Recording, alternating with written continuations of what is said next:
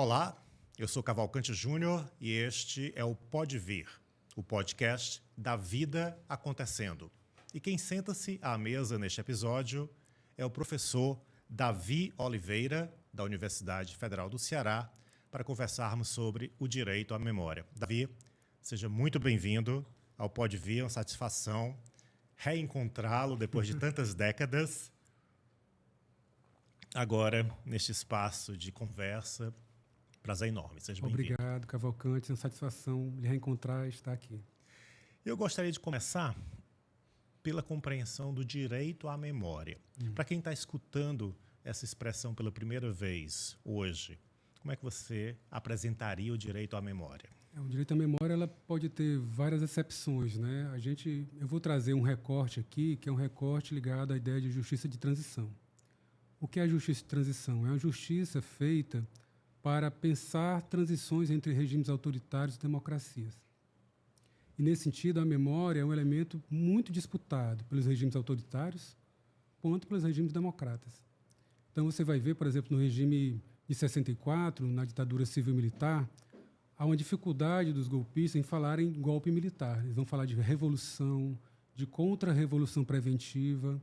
Então, disputando este conceito que é dessa ruptura institucional. E quando a gente vai falar de direito à memória, então, ela vai ter uma importância muito grande nesse campo democrático, porque você vai ter agora uma preocupação de construir uma memória oficial. É importante pensar que a memória ela não é algo natural, instante ou único, né? O importante é a gente pensar que a memória, para além, por exemplo, da memória oficial, a gente tem memórias subterrâneas, como vai falar Pollack, que são memórias que vão acontecendo paralelas aos discursos oficiais e em algum momento eles vão e rompem. A anistia de 64, né, a anistia que a gente vai ter ao final do regime militar por Geisel, vai abrir a possibilidade de você discutir vários espaços sociais. E um dos espaços sociais que a gente vai ver discutido é o próprio direito.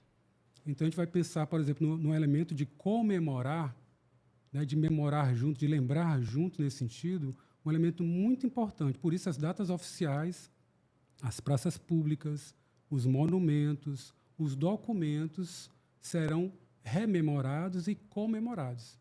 E aí, a depender dos interesses políticos, você vai ter investimentos sobre determinados espaços. Por exemplo, aqui em Fortaleza, a Praça Dom Helder Câmara, hoje, que fica ali na Santos Dumont, como quem vai para a Praia do Futuro, era chamada antes de Praça 31 de Março, em memória ao golpe militar.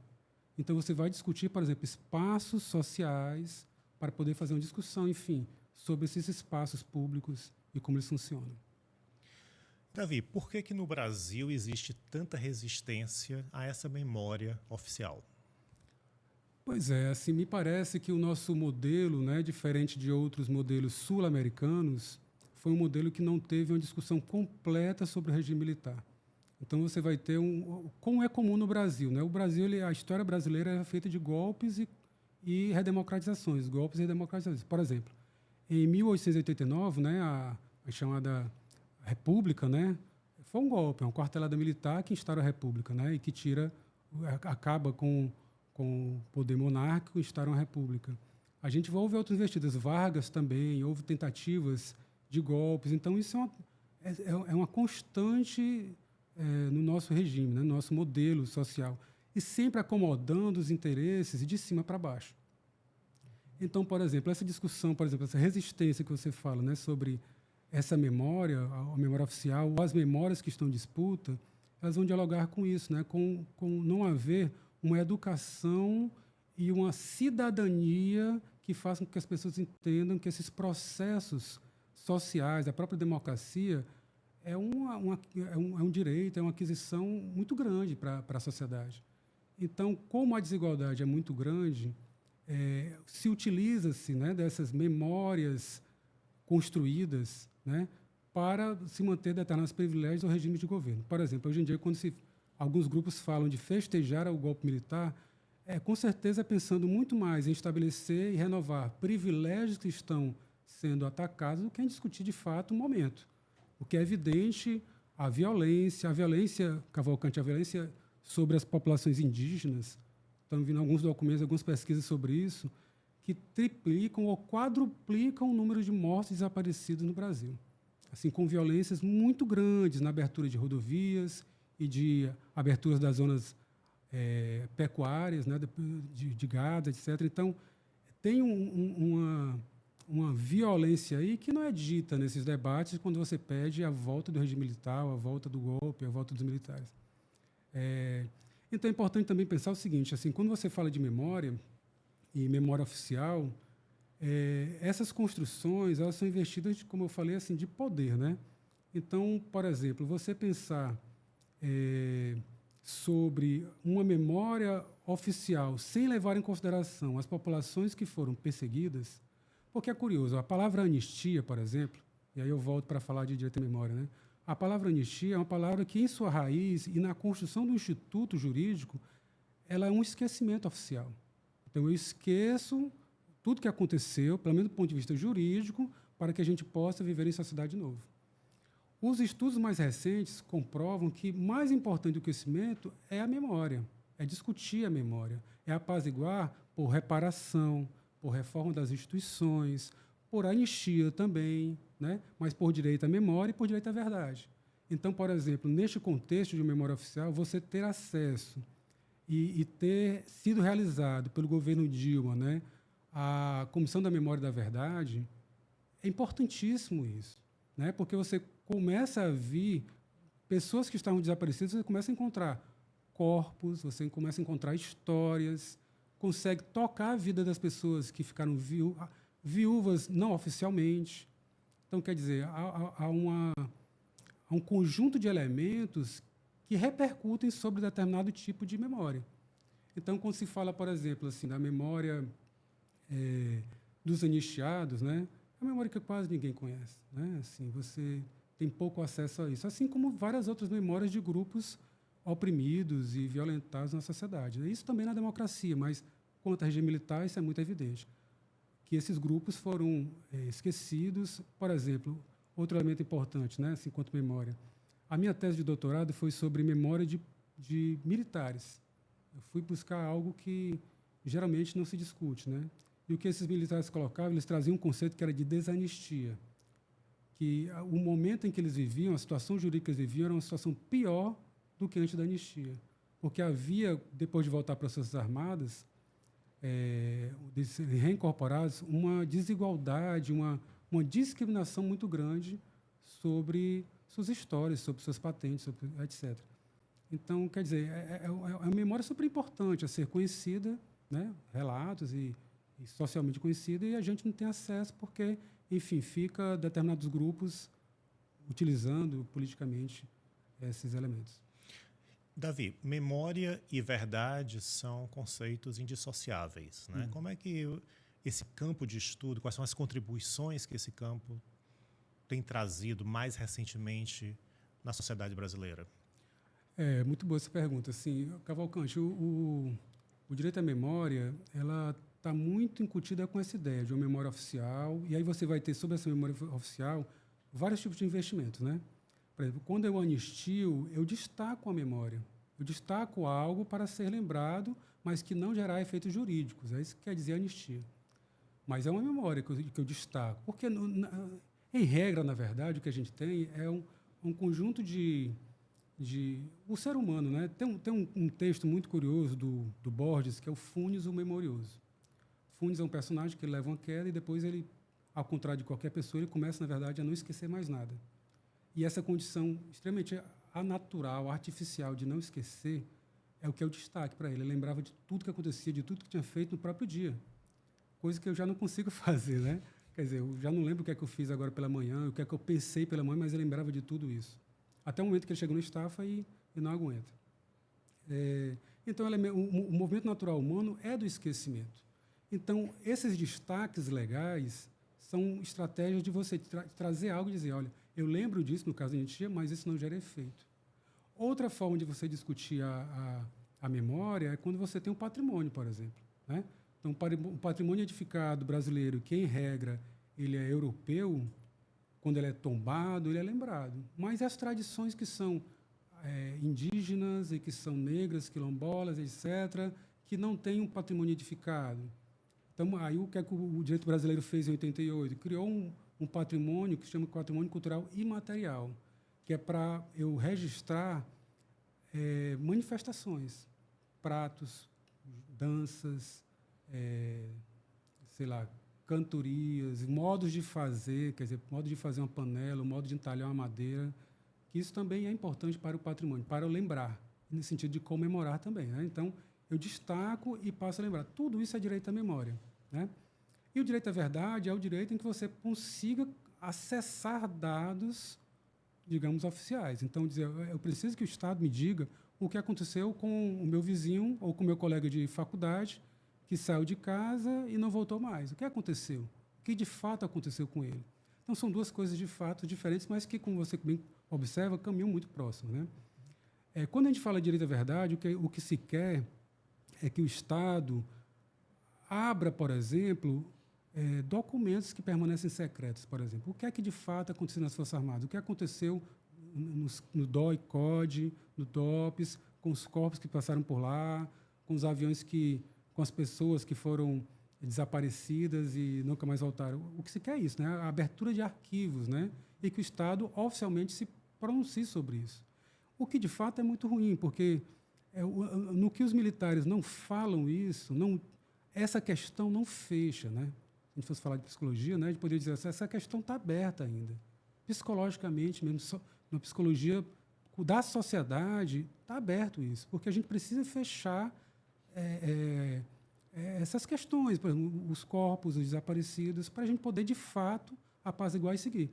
Se os militares, o Estado brasileiro, tivesse feito isso já desde 88, ou antes mesmo de 88, eu não acho que teria tanta força essas questões que surgem, por exemplo, como o filme e a repercussão do filme que surgiu agora com Eu Ainda Estou Aqui, né? E daqui a pouco falaremos sobre ele. Então, hoje nós estamos conversando com o doutor Davi Oliveira, professor da Universidade Federal do Ceará, sobre o direito à memória. E agora nós passamos para o nosso intervalo literário, quando a gente pede ao nosso convidado que traga alguma obra para sugerir para vocês que estão nos acompanhando, por áudio ou por vídeo. O que você trouxe para a gente, Davi? Bom, eu trouxe 2 livros, mas eu vou falar só de um, né? Porque eu fui orientado aqui, só pode ser um. Mas são 2 livros que têm uma relação muito próxima. Eu vou abrir uma exceção. Pode falar sobre os dois.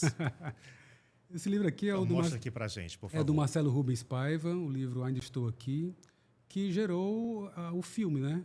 Que foi feito agora e tem sido premiado nos últimos semanas e meses. Esse livro é muito curioso. O mais interessante desse livro, né, e que dialoga com o livro Feliz Ano Velho, que é um clássico. Também do Marcelo Rubens Paiva, dos anos 80. Eles têm assuntos que se cruzam, né, e é muito curioso ver uma obra, 2 obras biográficas, né?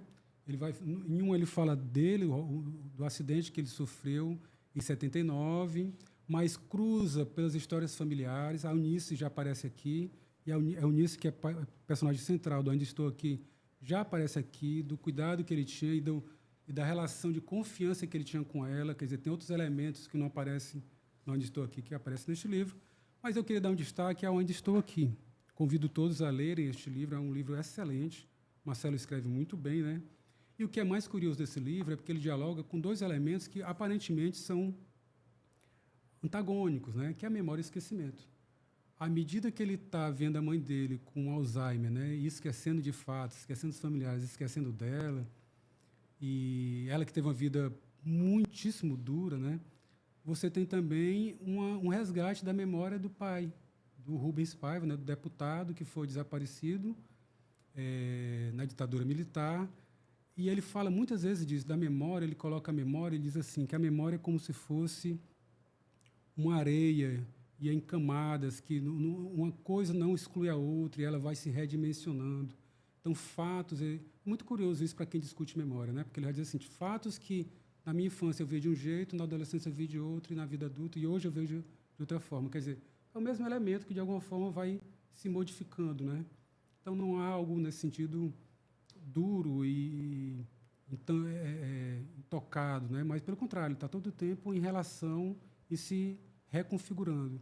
Então, assim, esse livro é lindíssimo E dialoga muito porque com o Feliz Ano Velho, né, pela relação que ele tem com a Eunice. E ele já coloca aqui uma mulher forte e no momento em que ela chega no hospital, por exemplo, Feliz Ano Velho, aqui eu, para não confundir muito o leitor, vou falar só disso, né? Mas quando ela chega no hospital para encontrá-lo, e ele tinha sofrido um acidente no qual ele perdeu os movimentos do pescoço para baixo, ele estava muito ansioso pela chegada dela, assim, saber como é que ela ia reagir. E quando ela reagiu, e ele fez uma pergunta para ela, assim, ela diz assim, vamos ver quanto é a situação, mas vai dar tudo certo. E ele diz assim, eu me acalmei. Quer dizer, é muito linda essa relação de confiança, né? E, ao mesmo tempo, ele coloca assim, de que sabia que ela ia falar a verdade. Com ela nunca faltava com a verdade para ele. Ela falava, por mais dura que fosse, ela falava. Então, isso é muito legal, assim, de você ter uma família que passou por uma violência estatal enorme, né? E ter uma necessidade... E ele coloca, né, que neste momento que o pai desaparece e é morto pelo Estado brasileiro, em 2 meses morreram vários parentes. E ele nunca ouvia a verdade sobre essa doença dos parentes. Então, quando ela chega e fala a verdade, diz, pronto, agora eu posso acreditar que vai dar tudo certo. Então, essas são as sugestões do professor Davi Oliveira, 2 livros do autor Marcelo Rubens Paiva, o primeiro, Feliz Ano Velho, e o Ainda Estou Aqui. E eu quero focar agora no Ainda Estou Aqui. Ótimo. Qual é a contribuição de um livro de literatura, como é o do Marcelo Rubens Paiva, escrito para todos os tipos de leitores, né, na tua compreensão? A contribuição deste livro, né, e do filme, né, eu acho que são 2 coisas muito importantes e diferentes, né? Acho que as experiências são distintas e eu vou falar dos 2 agora, tá? Primeiro, eu acho que o livro ele toca um elemento muito importante para a sociedade brasileira, que é essa, como eu coloquei aqui, né, essa relação não fechada do que aconteceu durante a ditadura militar, né? Então, assim, por exemplo, ele fala no livro assim, que a mãe dele não sabia, por muitos anos depois do desaparecimento do pai, se ela ficava sonhando. Ele sonha também com a volta do pai. Por vários momentos ele diz assim, sonhei, no Feliz Ano Velho ele fala isso, ele sonhei que meu pai chegava e a casa toda ficava em festa. Tem uma hora que ele diz assim, eu escutei a voz do meu pai, saí correndo e achei que ele... Isso anos e anos depois. E isso é importante porque assim, essa família, né, que é uma família claramente de classe média brasileira, eu acho que nunca foi tão bem retratada e nunca representou tão bem o imaginário brasileiro. Eu acho que tem uma relação de identificação na obra e no filme com a plateia e com a sociedade. E eu acho que o Cavalcante, eu acho assim, do ponto de vista didático, eu nunca vi a justiça e transição ser tão bem tratada, ser tão bem explicada, as questões afetivas e as questões, inclusive jurídicas, quanto nessas obras. Então, acho assim, uma contribuição muitíssimo grande. Eu vejo alguns colegas que estudam justiça e transição criticando o filme, dizendo mas a ditadura não era assim, mas quer conhecer a ditadura, vai ver um documentário. Eu acho que não é essa a questão. Eu acho que é o afeto, de fato, que importa. Tocou. Eu acho que isso é relevantíssimo para quem estuda e milita a questão de justiça e transição, sentir que esse afeto toca várias pessoas, que é uma questão importante e deve ser resolvida. Há uma coisa curiosa... Essa é uma expressão importante, o afeto tocou. E a gente precisa olhar para a dimensão afetiva. Isso. E essa dimensão afetiva que talvez esteja causando essa grande repercussão no início de 2025 com o filme Ainda Estou Aqui e com a premiação da nossa querida Fernanda Torres pelo belíssimo trabalho. Isso. Como é que isso é interpretado por você como estudioso? Né? Eu acho curioso, assim, quanto ao livro e o filme, tem coisas que tem no livro que claramente não cabem no filme, naquela 1 hora e pouco de filme. Mas tem coisa curiosa, eu acho muito curioso isso, tem coisas que estão no filme que não estão no livro. Eu assisti o filme e eu fiquei, mas olha que liberdade, né, criativa, isso não está no livro, eu fiquei pensando sobre isso. Depois eu vim descobrir que o Walter Salles, ele era uma das crianças que estavam nas festas que aconteciam no fim de semana nas casas dos Paiva, que era uma casa muito frequentada por vários grupos, né? E ele retratou, é muito curioso isso, porque ele retrata a memória dele sobre aquilo. É muito lindo isso, né? O cruzamento na arte, na obra, e dizer, olha, eu vou colocar aqui não só o que está no livro, que o Marcelo colocou, mas a minha memória também dentro disso. Quer dizer, isso é riquíssimo, né, do ponto de vista artístico. É o próprio processo criativo. Total. Então, ele pega uma obra e cria o dele a partir daquela obra. Genial isso aí. Então, isso eu já acho demais, sabe, você pensar sobre isso. Né? Agora, tem outra coisa muito curiosa. Que o filme traz para a plateia uma relação que eu acho que eles nunca experienciaram com a ditadura. Nós, sul-americanos, brasileiros, né, nordestinos, somos muito criados dentro de uma recepção cinematográfica dos filmes estadunidenses, né, de Hollywood. E é muito comum a gente ter um final feliz, um final que as coisas se consertam no final e tal, né? Quando eu fui ao cinema, eu escutei ao meu lado, de uma pessoa que estava próxima de mim, né, dizendo o seguinte: olha que curioso, eu pensei que ele ia aparecer no final, como claramente os filmes hollywoodianos propõem, né, essas reviravoltas em que a pessoa aparece. Mas essa era a ditadura, né? Não vai aparecer no final, porque a ditadura matou aquele corpo, né, matou aquela pessoa. Eu acho isso muito didático, muito importante, sabe, para a sociedade brasileira amadurecer e entender o que é que alguns grupos pedem de volta. É essa violência. Porque eu não estou entrando nas outras cerceamentos de liberdade, não, como liberdade de expressão religiosa, tudo isso que aconteceu. É sobre o próprio corpo que aconteceu isso, sobre o próprio pensamento que aconteceu em 64 a 85/88, né? Que a gente tem que preservar e lutar para não abrir mão disso. E um fenômeno interessante está acontecendo. O livro está na lista dos mais vendidos e o filme é um sucesso de bilheteria, né? E todos os públicos, simpatizantes e não simpatizantes, né, do campo da memória e da verdade, estão indo ao cinema assistir Ainda Estou Aqui. O que está acontecendo? Qual é a contribuição de uma obra de arte como o filme para que a sociedade pare para refletir?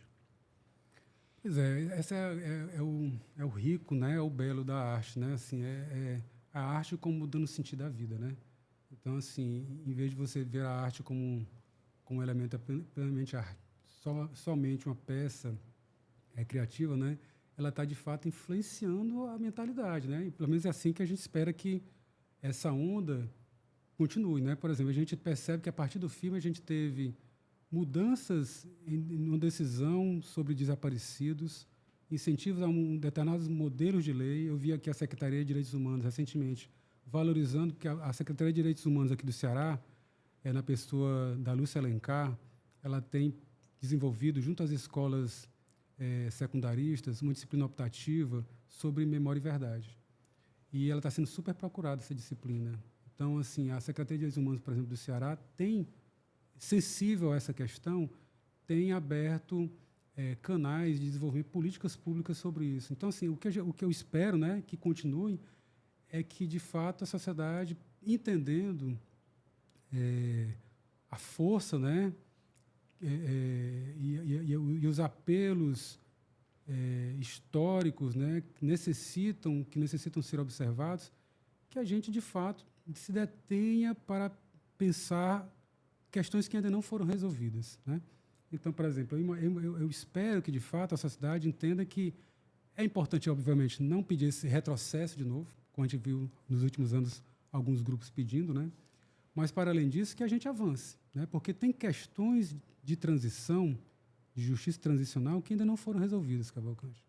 Então, assim, por exemplo, os arquivos militares, que alguns já foram queimados, mas os que ainda estão ali, por que não são abertos? A gente está falando de elementos de 64. Quer dizer, sei lá, mais de 50 anos isso aí. E permanece em segredo, ou então vai ser destruído. Quer dizer, esses elementos, como uma memória ali que está, ou como um dado, né, que está ainda não revelado, tem que vir à tona. Então, o que eu espero é o seguinte, né, que esse filme, de fato, continue avançando, né? Essas premiações são importantíssimas, porque colocam em evidência o filme e o debate, e, de fato, assim, que a sociedade, entendendo essas questões, né, se aproxime do debate, que a gente possa construir um novo Brasil, digamos assim, a partir dessa história, que não foi toda contada, mas a partir do que a gente tem dessa história. E que relevante iniciativa como essa que você traz, coordenada pela professora Lúcia Lúcia Alencar, né, levando a disciplina optativa para as escolas públicas, isso. Memória e Verdade. É a única do Brasil que faz isso. O estado do Ceará é o único estado que faz isso e são memórias que são disciplinas que são feitas pelos professores de História. Então, eles elegem como optativa e os alunos vêm. E isso é, de fato, importantíssimo, né? Assim, a educação, isso tem que passar por uma política pública. O Brasil é dos grandes países da América Latina, é um país que não tem nenhum espaço dedicado a essa memória de 64.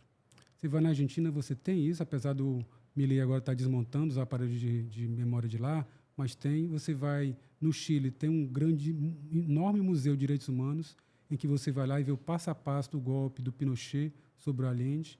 Eu fui recentemente a Bogotá, na Colômbia, eles têm um processo de transição lá diferenciado, porque envolve muito mais grupos, né, e muito mais complexo que o brasileiro, mas também tem um centro de memória, e tem uma política muito forte de memória lá.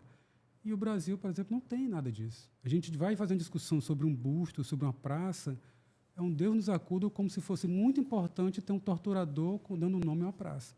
Então, acho que isso tem que ser revisto, né? Assim, dada essa violência, entendida didaticamente que essa violência, que este modelo de poder mata, a gente não pode ficar honrando o torturador e a gente tem que fazer uma discussão séria, na verdade, sobre isso, né? E como estudioso, a gente está chegando ao final, né, do nosso episódio, como estudioso do campo da memória e da verdade, que outras práticas você gostaria de ver acontecendo aqui em nosso país? Que outras iniciativas, que outras frentes precisam ser abertas? Eu acho que esse filme ele abre uma discussão muito importante, né, sobre esse período. Então, assim, ele traz de uma forma muito lúdica, no sentido de você vai para o cinema e você se entretém, né, com a obra, porque a obra é linda, né, a fotografia é belíssima, as atuações são maravilhosas, o roteiro é riquíssimo. Quer dizer, ele abre a possibilidade de a gente pensar, de fato, uma política pública para a gente tratar dessas memórias. Eu falo, Cavalcante, não só dessa memória digamos, nacional. Aqui no Ceará, a gente tem eu estou orientando que ela está pesquisando os processos de reparação de perseguidos políticos no estado do Ceará. Então, é muito importante que a gente tenha cuidado, por exemplo, com esses acervos, né, para pesquisadores poderem ter acesso a isso. Segundo, publicizar isso. Esses acervos têm que estar disponíveis para qualquer pessoa ter acesso e ver o que aconteceu. Terceiro, a gente tem que ter, como essa política da Lúcia, né, a gente tem que ter claramente quais foram os espaços de violência no estado do Ceará. Então, por exemplo, um dos espaços, por exemplo, foi a Secult-FO, onde a Secult-FO antigamente era a Polícia Federal ali. E lá foram torturados, ainda tem um espaço lá preservado, as 3 cadeias no fundo da Secult-FO. Mas, quer dizer, você tem que levar os alunos para lá. Então, política não só... Porque tem uma política das escolas públicas, tem as caravanas de memória aqui no Ceará, em que a Lúcia Alencar também, que a Lúcia Alencar é sobrinha do Frei Tito. E a Lúcia Alencar, ela leva estudantes, sempre com uma pessoa que vai discutindo com eles o período de 64 e vai mostrando os cantos de memória. Então, passa onde era a Polícia Federal, sai do Liceu, passa pelo 23º BC e vai explicando o que aconteceu em cada um desses cantos. Isso é relevantíssimo, mas eu vejo isso acontecendo nas públicas, né? Isso era importante que fosse também para as privadas. É importante que a classe média tome conhecimento disso. É importante que os universitários tomem conhecimento disso. E aí, já que você me cutucou, né, eu queria responder também, que eu acho que era importante que a Universidade Federal do Ceará, tivesse disciplina de direitos humanos, sabe? Disciplina de direitos humanos para a medicina, para as engenharias. A gente precisa sensibilizar quem a gente está formando. Não é razoável que a gente esteja formando um médico que não conhece os problemas do Ceará e não entenda as peculiaridades dessas questões. Que a gente forme administradores que não saibam que os direitos humanos são aplicados também para dentro das empresas, para contratos, para as relações interpessoais, dentro de espaços privados, né? E as demais diversas profissões. Então, eu acho que era importante. A gente tem avançado muito nessa gestão agora, mas seria muito importante que a gente tivesse fora, né, que a gente tem lá, eu sei que a gente tem comissão de direitos humanos, tem tudo isso, mas a gente pudesse avançar isso do ponto de vista acadêmico mesmo, assim, ter cadeiras Como nos currículo. cursos como currículo. Como espaço de aprendizagem formal dentro da Eu universidade. acho que isso é muito importante, porque aí você, com a cadeira, você atravessa várias questões, né? De gênero, questões de interseccionalidade como um todo, mas também memória e verdade, e várias essas questões que são importantíssimas para a gente ter um bom profissional que vai contribuir de fato com a sociedade. Davi, muito obrigado por ampliar os nossos horizontes. Certamente você agora sabe o que é o direito à memória, a importância da relação memória e verdade, e você é convidada a também participar dessas frentes de abertura para que esses campos cheguem às escolas, às famílias, às comunidades, onde quer que você esteja. Muitíssimo obrigado. Eu que agradeço. Mais uma vez, você acompanhou o Pode Vir, e 2 vezes por mês nós conversamos aqui sobre arte, cultura, literatura e saberes diversos. E eu quero ouvir a tua opinião. Escreve para a gente no @podevir o podcast.